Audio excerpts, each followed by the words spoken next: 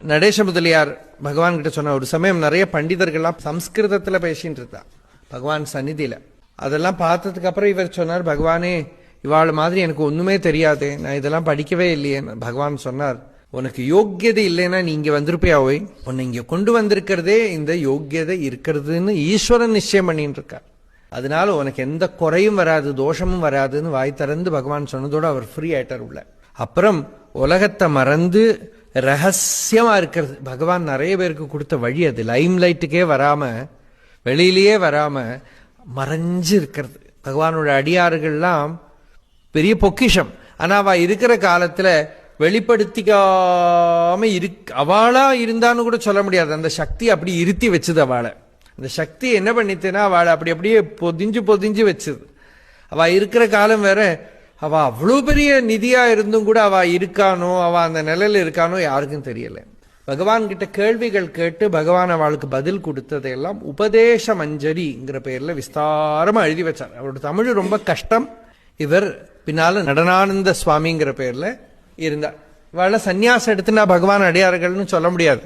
ஆனா சன்னியாசிகளா இருந்தா. சன்னியாசம் எடுத்துக்கிறது, சன்னியாசம் கொடுக்கறது ஒன்றும் இல்லை. சன்னியாசியா இருக்கணும். துறவரம்ங்கிறது என்ன?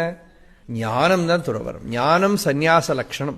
ஞான நிலையில இருந்தா அப்புறம் 1930s 35 40 அந்த பீரியடுக்கு அப்புறம் அவரை காண்றதுக்கே இல்லை எங்கேயுமே. நடனானந்தரை நம்ம பார்த்தோம்னா பகவானோட கதைகளை, சரித்திரத்துல, டாக்ஸ்ல எங்கேயுமே காணும். ரொம்ப முக்கியமான டிவோட்டி. அப்ப எல்லாரும் நினைச்சுன்னா போயாச்சு. அப்புறம் கணேசன் நான் சொன்ன 70s எங்கேயோ துராப்ஜி இப்ப இருக்கார்.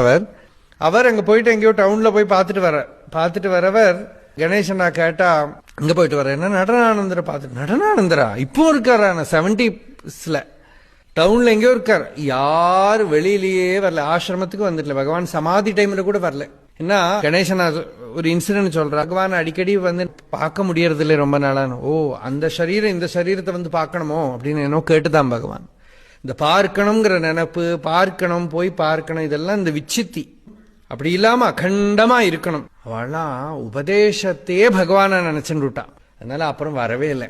1970 பார்த்தா அவர் அங்க எங்கேயோ ஒரு குடிசையில இருக்கார், கோவில் பக்க சைடுல எங்கேயோ. அப்புறம் ரொம்ப கம்பல் பண்ணி அங்க சௌகரியம் இல்லைங்கிறதுனால அவருக்கு சாப்பாடு கொடுக்கறது இந்த துராப்ஜியோட ஆத்துக்கு கொண்டு வந்து தங்க வச்சுட்டு. அப்பவும் ஆசிரமத்துக்கு வரல. ஆசிரமத்துக்கு வரலன்னா அவளுக்கு ஆசிரமத்தை விரோதமா ஒன்றும் இல்லை, ஆசிரமமாவே ஆயிட்டாவா.